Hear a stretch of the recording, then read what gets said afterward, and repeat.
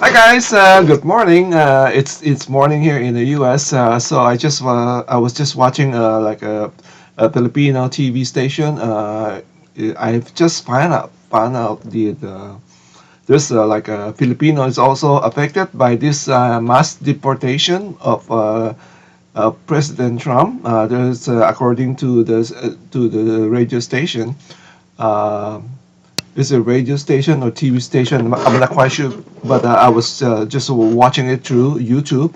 Um, it's 24 already been deported, and there's 80 more Filipinos are scheduled to be also deported.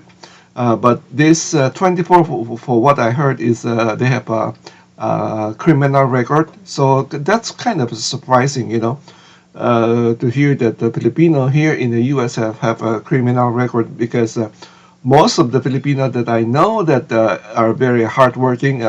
Once they landed here in the U.S., they are very hardworking. And I also know this firsthand that a lot of Filipino working in a cruise ship.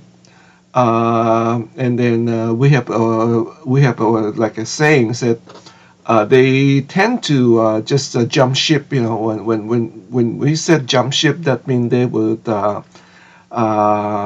embark and then they never go back to the cruise ship. They're these are worker. In the cruise ship, and they just decided once they landed in the U.S. They decided just embark themselves and just go on hiding and try to work what we call is TNT. There's a lot of Filipino like that, but mostly these are hardworking Filipino, and then they kind of they try to stay away from committed crime because you don't want to attract attention. This is I know. That's why when I see now the illegal, they are very very uh, they just like they feel like entitlement. They feel like it's they almost like feel like they have to have the same right like a U.S. citizen. They go rally. There's a couple of places already. They're making making their protests against this mass deportation.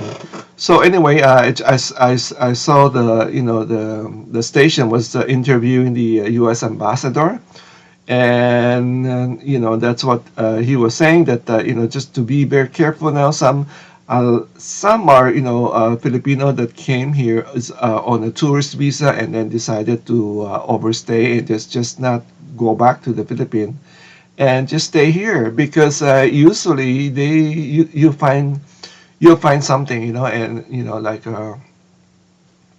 I know in California or even in New York they're not very strict with used to be it used to be very very strict with immigration. If you don't have papers, they're not going to hire you.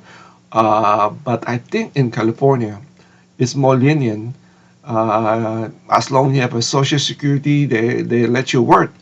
And some people just they can get social security. I don't know where, but I'm sure there's like corrupt people selling this fake documents, something like that. So according to the ambassador, said just right now don't do it. If you are coming here on a tourist visa, don't overstay. You have to better to go back because there is a 20 years ban on if you got caught and you got deported, there's going to be 20 years ban. So that means if you let's say you have a family here are that are citizen, even though they are citizen, they already processing paper for you. But if you get caught and then deported, you not be able to change your status. Even that sponsorship it become available for you. You not be able to do that. You not be able to change your status. So just be very careful. A lot of I've seen video that a lot of illegal are leaving the U.S. now. Used to be the law used to be just 10-year ban.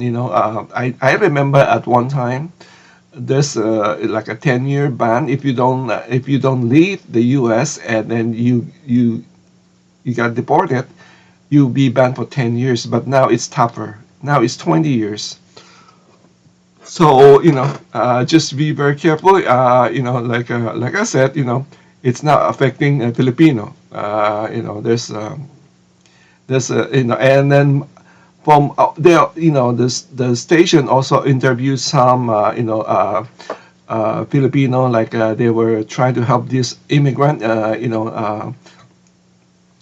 For me, what I know, that most Filipino welcome this mass deportation because it's the law, and then usually the Filipino are law-abiding citizen anyway, and then of course we know that many come here and then just do the TNT.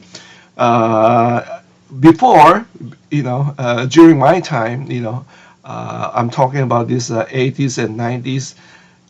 You got to be very careful. You don't if you don't have legal status, you don't want to say it because Filipino is also well known. Even the radio station was saying that don't Filipino report each other. If they find out that their friends or somebody that's doesn't have a status, legal status.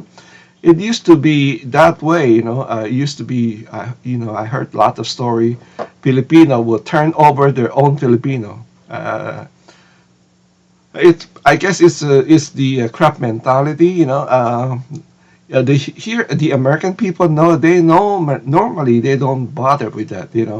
Because American they kind of like they understand that everybody want to have a good life. They kind of welcome that.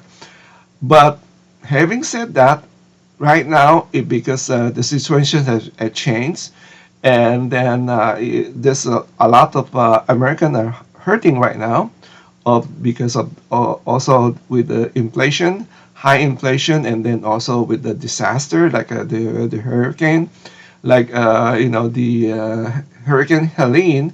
There's just so many people still out on the street, like in North Carolina, and also here in Florida, and some other part. And then we have seen the wildfire in California. So time is changing right now. Even American is, they are not as probably as welcome before.